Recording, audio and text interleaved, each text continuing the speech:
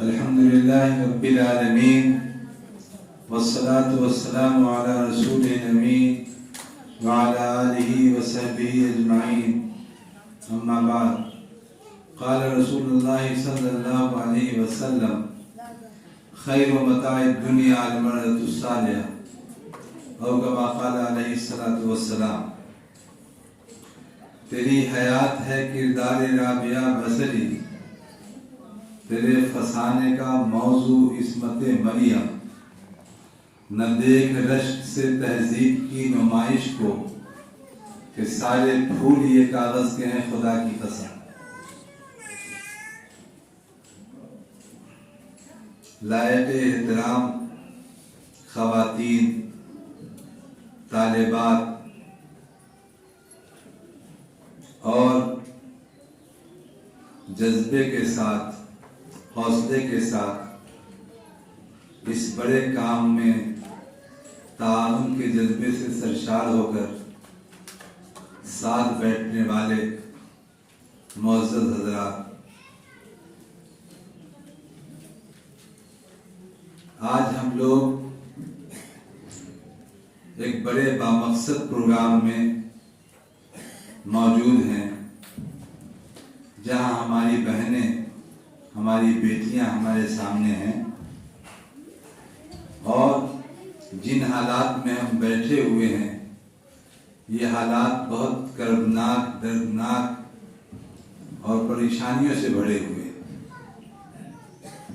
اور کئی انداز کی دشواریوں سے ہم سب لوگ گزر رہے ہیں. کہیں خواتین کے حقوق کی بات کی جاتی ہے، کہیں ان کے بلند مرتبے کا تذکرہ ہوتا ہے، کہیں ان کے مساوات کا نعرہ بلند کیا جاتا ہے، لیکن جب حقیقت پسندی سے ان چیزوں کو دیکھنے کی کوشش کی جاتی ہے تو محسوس ہوتا ہے کہ یہ تو مسلسل خواتین کو دھوکہ دینے کا سلسلہ ہے اور مختلف انداز میں انہیں پریشان کیا جا رہا ہے اور ان کی ذمہ داریاں بڑھائی جا رہی ہیں اور ان کا لوڈ بڑھ رہا ہے. اس ملک میں ہی نہیں بلکہ عالمی سطح پر UN نے 1975 میں ایک کانفرنس کی تھی جس میں خواتین کے حقوق پر انہوں نے بات کی تھی. پھر 1985 میں ایک دوسری کانفرنس ہوئی اور اس میں کچھ فیصلے لیے گئے. پھر 1996 میں ایک تیسری کانفرنس ہوئی اور اس کے نتیجے میں 2000 میں اس ملک نے 11 بنیادوں پر یہ اعلان کیا کہ ہم خواتین کو عالمی منشور کے مطابق سارے حقوق دیں گے. اور اس میں جہاں اور چیزوں کا تذکرہ تھا وہیں اس کا بھی ذکر تھا کہ راجستھان میں جو خواتین پتھر سر پہ اٹھایا کرتی ہیں ہم ان کو اس سے نجات دیں گے اور کوئی بھاری بھرکم کام خواتین نہیں کریں گی. لیکن 22 سال کے گزر جانے کے بعد پورے ملک میں جب دیکھا جا رہا ہے تو خواتین کی ذمہ داریوں میں اضافہ ہو گیا ہے اور ان کے سر سے پتھر نہیں اترا ہے. وہ بھاری بھرکم کام آج بھی کر رہی ہیں اور بہت کام کا لوڈ ہے ان پر اور اس طرح وہ زندگی گزار رہی ہے. یہ سب آزادی نسواں کے نام پر، عورتوں کو حقوق دینے کے نام پر اور ان کی ذمہ داریوں کی ادائیگی کے نام پر یہ سب کام کیا گیا. لیکن عملی طور پر خواتین کی ذمہ داری کم نہیں ہو سکی، بڑھتی گئی اور وہ کئی طرح کی پریشانیوں میں مبتلا ہو گئی. میری بہنوں، یہ جو نعرہ ہے مساوات کا نعرہ، عورتوں کو ترقی دینے کا نعرہ، یقیناً اگر اس میں سہولت عورتوں کو مل جائے تو یہ اچھی بات ہے، لیکن دیکھا یہ جا رہا ہے کہ عملاً ان کی ذمہ داریوں میں اضافہ ہو رہا ہے. मुलाजमत के नाम पर खातून को ट्रैफिक पुलिस के तौर पर चौराहे पे खड़ा कर दिया गया है और वो सीटी बजा रही हैं और गाड़ियों को पास कर रही हैं, गाड़ियों को रोक रही हैं। और किसी खातून ने अगर इसको अपनी आज़ादी समझा है तो इसको हम नासमझी कहेंगे तो शायद ज्यादती हो जाएगी, लेकिन अपनी उसी बहन से पूछना चाहते हैं कि अपने घर से निकल करके चौक चौराहे पर सुबह से शाम तक सीटी बजाना ये कोई शाइस्ता अमल और संजीदा अमल है या क्या है, आप बताइए। हमारी वो बहनें जो मुल्क में किसी मजहब से ताल्लुक़ रखती हों, उनके लोड को जब देखते हैं, उनकी परेशानियों को देखते हैं और उनकी समझदारी को देखते हैं तो ताज्जुब होता है। अपने घर के बच्चों को खाना पका करके खिलाना ये ऐब की बात है, बेइज्जती की बात है, लेकिन वही खातून जहाज में एयर होस्टेस का काम कर रही हैं और दूसरों को खाना पहुंचा रही हैं, इसके सामने उसके सामने उसके सामने, और कहीं झाड़ू लगा रही हैं, कहीं सफाई कर रही हैं, उसको उन्होंने अपने लिए इज्जत की बात समझा है और अपने बच्चों को खाना पका करके खिलाना और शफकत के साथ उनकी तरबियत को वो बहुत ही ऐब की बात समझती है। ये इस तरह से नारा दे करके औरतों की आज़ादी का नाम दे करके उन्हें कितनी परेशानी में डाला जा रहा है, इसका अंदाजा आप कीजिए। मर्दों की सूरत हाल ये है कि उनका ये कहना है कि रेलवे का टिकट लेने के लिए लाइन बड़ी लंबी होती है, इसलिए तुम ही टिकट जाकर के ले आओ, तुम आसानी से ला सकते हो। अब वो मर्द अपने घर में एसी में और पंखे में मौजूद है, अब वो खातून आज़ादी के नाम पर, अपने हुकूक के नाम पर रेलवे स्टेशन पे मौजूद है और टिकट की लाइन में लगी हुई है। ये आज़ादी के नाम पर जो खवातीन को दोहरा लोड हो गया है, आप गौर कर लीजिए।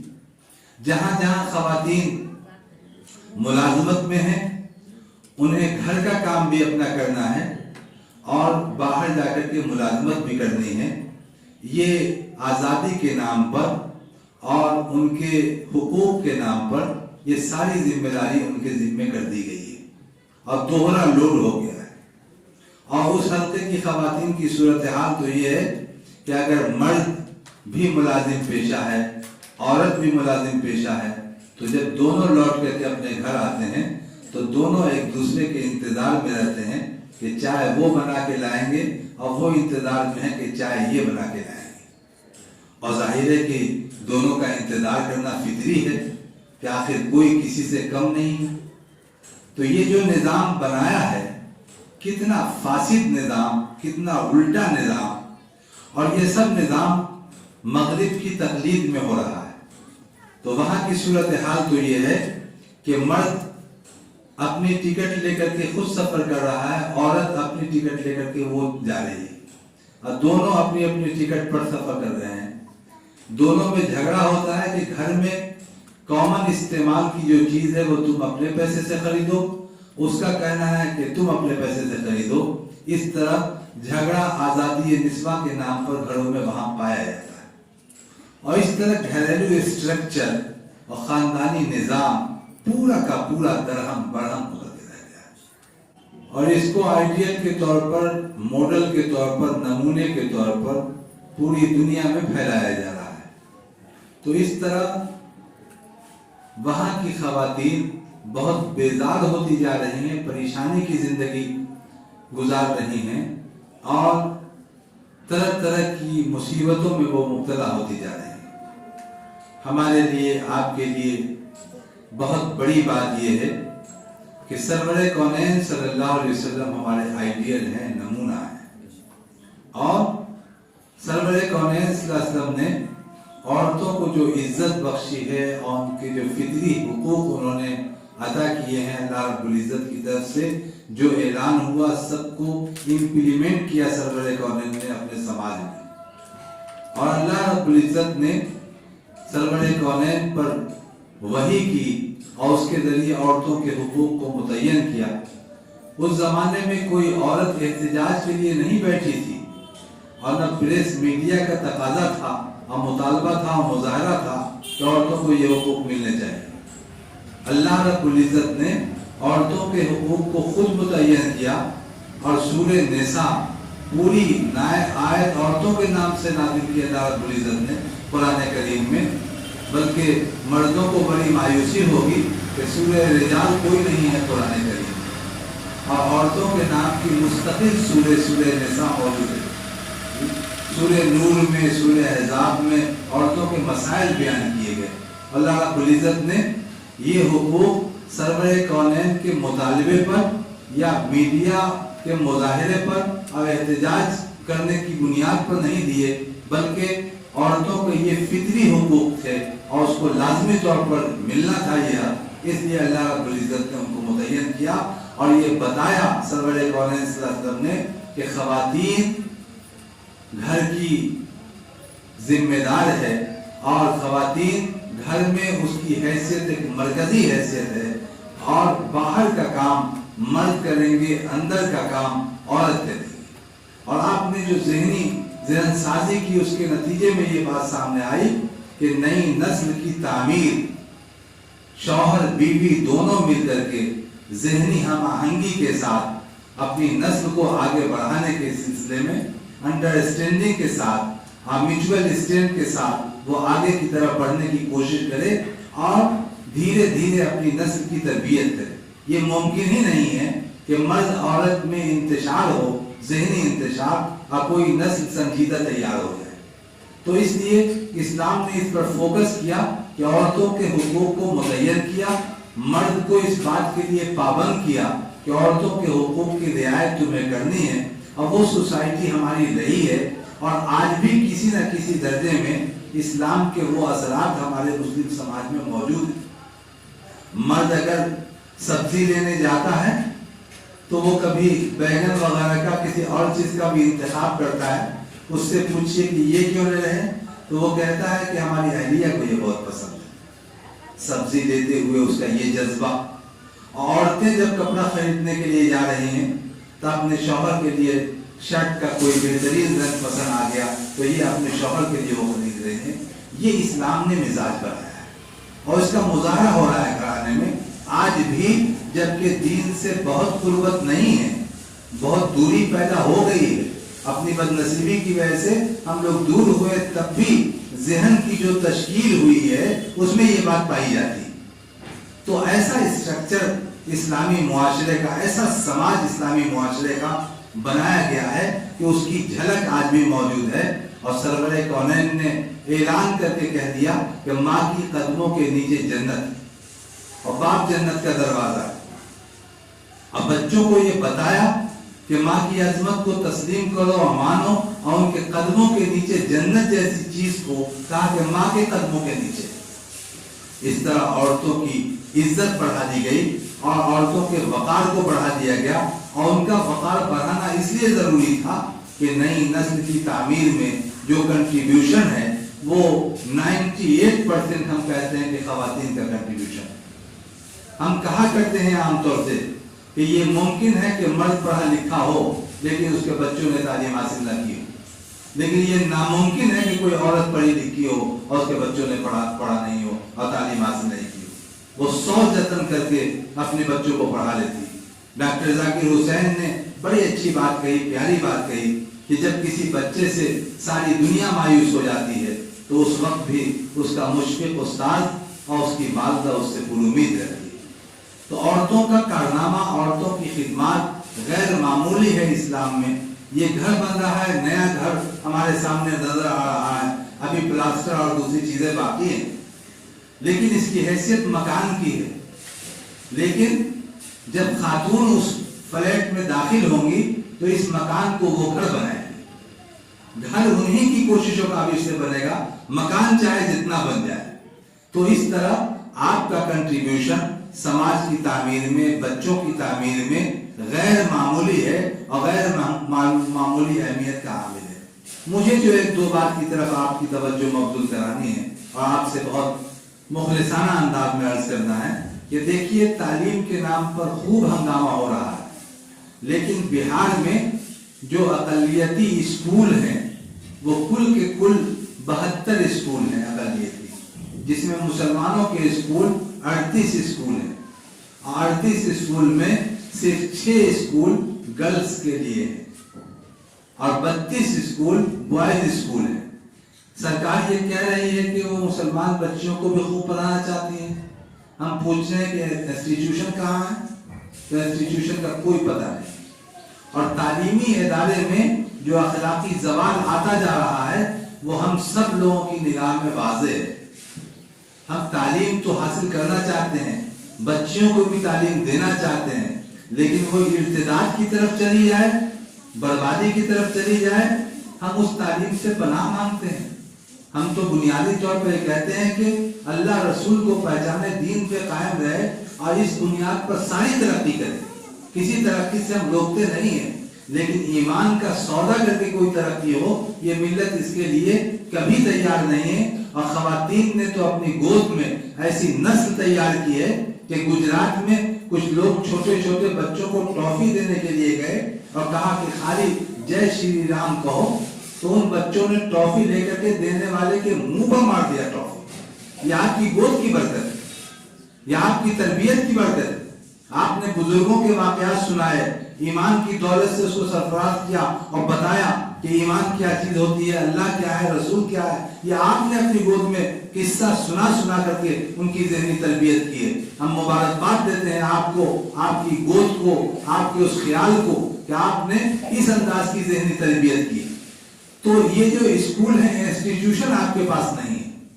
اب آپ کو انسٹیٹیوشن کی ضرورت ہے کہ آپ کا ادارہ ہو, آپ کا تعلیمی ادارہ ہو, وہاں اعلیٰ سے اعلیٰ تعلیم ہو, وہاں مذہبی تعلیم بھی ہو, عصری تعلیم بھی ہو, بچیوں کو دیندار بنایا جائے اور بچیوں کے لیے دنیاوی تعلیم کا بھی انتظام کیا جائے اور دونوں ہاتھ میں ان کے لڈو ہو اور آگے کی طرف وہ ترقی کریں. ایسے ادارے اگر نہیں ہیں تو تعلیم کو ہم چھوڑ نہیں سکتے ہیں. ہم ادارہ قائم کریں گے, اس میں بچیوں کو پڑھائیں گے, آگے بڑھائیں گے, اس کو اور ترقیوں سے نوازیں گے. پورے ملک کے مورل کو ہائی کر دیا مسکان نے, پورے ملک کے مورل کو شاہین باغ کی خواتین نے ہائی کر دیا اخلاقی سطح پر. پورے ملک کو تماچا لگا دیا کہ تم سمجھتے ہو کہ مسلم خواتین میں لیڈرشپ کی کمی ہے, دیکھو یہاں لیڈرشپ ہے کہ نہیں ہے. جامعہ کی بچیوں نے اپنا مظاہرہ کر دیا اور خدمت کر کے پورے ملک کو پیغام دیا ہے. تو آپ کی جو صلاحیت ہے وہ قابل قدر ہے. ہم یہ آپ سے عرض کرنا چاہتے ہیں کہ اپنی بچیوں کو ان اداروں میں پڑھانا ہے جہاں ادارے ہوں, اور نہیں ہے کوئی ادارہ قائم کرنے کی ضرورت ہے تو آپ کو قائم کرنا ہے اور بنانا ہے. آپ بتائیے, ایک آدمی کا گھر 1 کروڑ کا بن سکتا ہے اور سب سے معیاری گھر میں تو وہ باتھ روم ہوتا ہے. اب تاج محل لوگ دیکھنے کے لیے کیوں جائیں گے؟ کسی کے گھر کے باتھ روم کو دیکھنے کے لیے جائیں گے تو ان کو سکون ہو جائے گا کہ ہم تاج محل سے گھوم کے چلے آئے.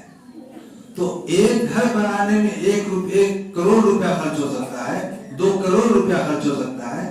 تو سب مل کر کے ایک ادارہ 1 کروڑ روپے میں یا 75 لاکھ روپے میں, 80 لاکھ روپے میں بنا لیں تو کیا یہ ممکن نہیں؟ اپنے باتھ روم کا خرچہ نکال دیں گے تو وہ ادارہ بن جائے گا. تو اس کا مطلب یہ ہے کہ قوت فکر و عمل پہلے فنا ہوتی ہے تب کسی قوم کی شوکت پہ زوال آتا ہے. تو ہمارا معاملہ یہ ہے کہ ایک رات کے خرچے کے لیے شوق ہمارا پورا ہو جائے.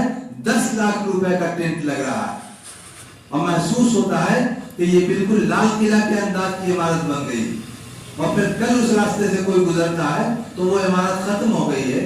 تو ہماری ملت میں 10 لاکھ روپے کا ٹینٹ اگر بنانے کی صلاحیت ہے تو وہ ایک ادارہ قائم کرنے کی صلاحیت کیوں نہیں رکھتے ہیں؟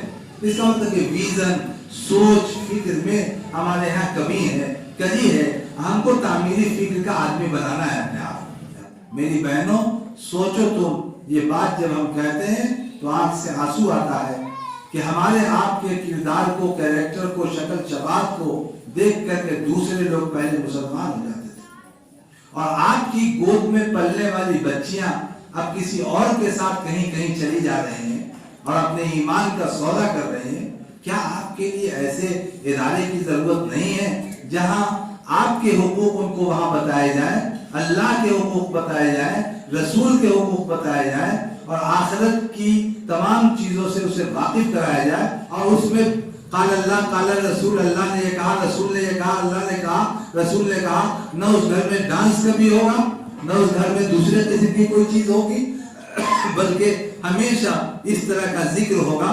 تو اس ذکر میں اور اس تعمیر میں آپ کا بھی کنٹریبیوشن ہو تو یہ اچھی بات ہے اور بڑی بات ہے۔ اور آخری بات یہ کہنا چاہتے ہیں کہ اپنی بچیوں پر نگاہ و نظر رکھیے، اور سماج کی اگل بغل کی بچیوں پر نگاہ و نظر رکھیے، ان کے ماں باپ کو اعتماد میں لے کر کے توجہ دلائیے، کہیں محسوس ہو تو آپ یہ کہیے کہ صاحب یہاں پر یہ ہے، یہاں پر یہ ہے، یہاں پر یہ۔ ہماری چھوٹی چھوٹی بچیوں کو اعتماد میں لے کر کے اللہ رسول کی بات ان کے سامنے رکھ کر کے ان کو اعتماد میں لینا ہے۔ اچھے لوگ جب سماج میں کام کرنا چھوڑ دیتے ہیں تو خرابیاں سماج میں پیدا ہو جاتی ہیں۔ تو آپ کی ذمہ داری ہے کہ یہ کام آپ کیجئے، اور انڈیویجول جو کام ہوگا، کوئی کام اگر انسٹیٹیوشنل ہو جاتا ہے، ادارہ جاتی ہو جاتا ہے، تو اس میں زمین آسمان کا فرق ہو جاتا ہے۔ تو ایک انسٹیٹیوشن مولانا کے زیر اہتمام وہاں چلے گا، اور مولانا ہمارے آزمائے ہوئے آدمی ہیں، اور وہ پیسے کمانا چاہتے تو جو صلاحیت ان کے پاس ہے دلی میں چلے جاتے، کوئی کارخانہ قائم کر لیتے اور دنیا بھر پیسہ پیٹ لیتے اور دوسروں کو چندہ دیتے۔ لیکن انہوں نے آپ کی تعلیم و تربیت کے لیے، سماج کی بہتری کے لیے اپنے آپ کو یہاں کھپا دیا ہے، اپنی ساری صلاحیت کو یہاں لگا دیا ہے، آج آخرت کی امید پہ یہ کیا ہے انہوں نے۔ تو وہ مجبور محض نہیں ہے کہ وہ کچھ نہیں کر سکتے ہیں اس لیے یہ کر رہے ہیں، وہ سب کچھ کر سکتے ہیں۔ وہ دارالعلوم دیوبند کے ٹاپر رہے ہیں، وہاں کا معیار تعلیم اور تمام چیزوں میں انہوں نے بڑی مہارت حاصل کی ہے۔ اتنی مہارت کا آدمی سماج میں آ کر کے ان کاموں میں لگا ہوا ہے۔ وہ شاعر بھی اچھے ہیں، شاعری چھوڑ دی انہوں نے ان کاموں کی اہمیت کی وجہ سے۔ تو اپنے اس طرح کے خادم، دائی اور کام کرنے والے لوگوں کی قدر کیجئے، نہیں تو افراد آپ کو نہیں ملیں گے۔ میری بہنوں، اگر آپ نے یہ طے کر لیا کہ آپ کے باورچی خانے میں مال حرام نہیں آئے گا، اپنے شوہروں کو آپ نے آمادہ کر دیا کہ ہم سوکھی روٹی کھائیں گے لیکن سرور کونین کے طرز عمل کو اپنائیں گے اور اسی طرح زندگی گزاریں گے، تو آپ کو سکون ہوگا، نئی نسل تیار ہوگی، وہ جفاکش ہوگی، خوددار ہوگی، غیرت مند ہوگی، دیندار ہوگی، اور آپ کا پاؤں دبائے گی۔ ایسا نہ ہو کہ بچوں کو اتنا پڑھا لکھا کر کے اور ان کے دونوں ہاتھ میں پیسہ کمانے کی مشین تھما کر کے پھر بعد میں آپ ہی کو افسوس ہونے لگے کہ آپ کو اولڈ ایج ہوم میں لے جا کر کے وہ رکھ دے کہ یہ تو لائبلٹی ہے ہماری، ذمہ داری ہے ہماری۔ ان کی کھانسی سے، ان کے آہو کراہ سے پورا گھر بے سکونی میں مبتلا رہتا ہے۔ اس لیے ان کو ہاسپٹل میں رکھو یا اولڈ ایج ہوم میں رکھو، اور یہ جو ترقی یافتہ ممالک جس کو سمجھ رہے ہیں یہ سب وہاں ہو رہا ہے، اور اب ہندوستان میں بھی ہونے لگا ہے۔ اس لیے آپ اپنی نسل کو اس انداز میں تیار کیجئے، مال حرام سے بچائیے، اور اچھے اداروں میں اپنی رقم لگائیے، اور بچوں کے لیے خود بھی دعا کیجئے، ان اداروں کی دعا بھی شامل ہوگی۔ انشاءاللہ تعالی یہ کام آپ کا مناسب ہوگا، ترقی کرتا جائے گا۔ اللہ رب العزت آپ سب لوگوں کو بہتر رکھے۔ آپ کا اتنا بڑا اجتماع اور سنجیدہ کاموں کے لیے اس طرح جمع ہونا یہ ایک تاریخ ہے، اور آج کے بعد کوئی یہ کہے گا کہ خواتین آپس میں بہت بات کرتی ہیں تو سب سے پہلے ہم اس کے مخالف ہوں گے کہ نہیں، اتنا بڑا مجمع اور کوئی آواز نہیں کہیں، ایسا محسوس ہو رہا تھا کہ کوئی ہے ہی نہیں۔ اس لیے عورتوں پر یہ جو الزام ہے سب سے پہلے اس کو رد کرنے کے لیے ہم خود کھڑے ہوں گے کہ یہ بات صحیح نہیں ہے، ان پر الزام ہے۔ اللہ رب العزت آپ سب لوگوں کو اچھا رکھے۔ ہم حضرت مولانا کے مشکور ہیں کہ وہ بڑے بامقصد کام میں سرگرم عمل ہیں، اور یہاں انہوں نے اظہار خیال کے لیے مجھے پابند کیا، مجھے بات کرتے ہوئے اچھا محسوس ہوا۔ اللہ رب العزت اس کا اجر ہم کو، آپ کو، حضرت مولانا کو اور سارے متعلقین کو، اہل خانہ کو، جن کی یہ جگہ ہے ان کو عطا فرمائے، اور انشاءاللہ تعالی آئندہ بھی اس ہال میں دینی، دعوتی، سماجی اور فلاحی